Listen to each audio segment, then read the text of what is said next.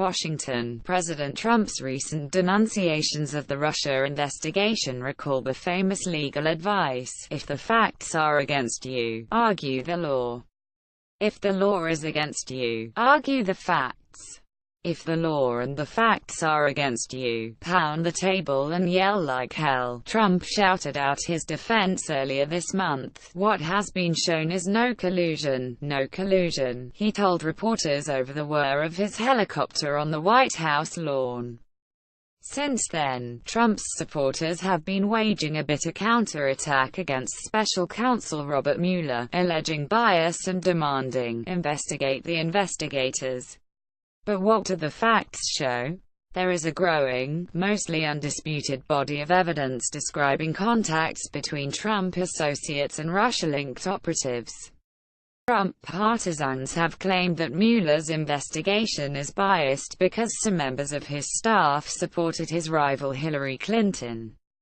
But Deputy Attorney General Rod Rosenstein disagreed Wednesday, arguing that Mueller is running his office appropriately. As Republicans seek to discredit the investigation, it's useful to remember just what we've learned so far about how the Trump campaign sought harmful information about Clinton from sources that, according to U.S.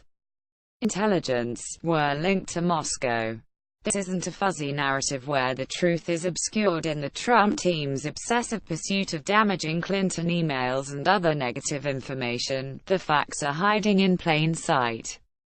From the start of the campaign, Trump spoke of his affinity for Russian President Vladimir Putin, and Trump's aides followed his lead. In March, a young advisor named George Papadopoulos met a London professor who introduced him to a Russian woman described as Putin's niece. This began months of efforts by Papadopoulos to broker Trump-Russia contacts, described in the plea agreement that Mueller announced in October. Russian operatives by March 2016 had already hacked the computers of the Democratic National Committee and Clinton campaign chairman John Podesta. Through cutouts, the Russians over the next 8 months allegedly spooled out damaging information about Clinton to the media, sometimes egged on by Trump and his associates. Papadopoulos got the first hint the Russians might share Clinton emails in a late April meeting with the professor, who told him the Russians had emails of Clinton. Thousands of emails, according to the plea agreement. Dishing dirt on Clinton was the pitch of a June 3 email to Donald Trump Jr. from the publicist for Russian oligarch Arisa Galarov's pop singer son. He said Russian authorities offered to provide the Trump campaign with some official documents and information that would incriminate Hillary. Don Jr.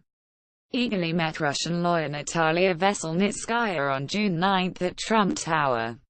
When she claimed that an anti-Putin U.S. businessman had looted money from Russia, Don Jr.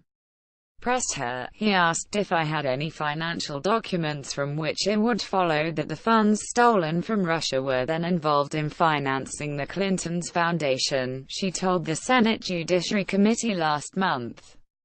Trump's hunt for Clinton emails continued in June, when Jared Kushner hired Cambridge Analytica to do campaign research. The firm learned that WikiLeaks planned to publish a stash of the Clinton material, and Cambridge's CEO asked Julian Assange if he might share that information with us, according to the Wall Street Journal. Trump promised very interesting revelations about Clinton in June. The same month, an alleged Russian cutout dubbed Guccifer 2.0 began leaking TNC documents. WikiLeaks dumped nearly 20,000 Clinton documents on July 22. 3 days later, Trump tweeted, "The new joke in town is that Russia leaked the disastrous DNC emails. Because Putin likes me." 2 days after that, at a July 27 press conference, Trump said, "Russia, if you're listening, I hope you're able to find the 30,000 emails that are missing." Roger Stone, a Trump friend and sometime advisor, kept beating the WikiLeaks drum through August 2016, saying he was communicating with Assange and that more damaging Clinton leaks were coming. WikiLeaks contacted Don Jr. too, in 5 messages that continued until Election Day. "I love WikiLeaks," said Trump at a rally October 10, and no wonder. This was the campaign's secret weapon. U.S. intelligence agencies said on Jan.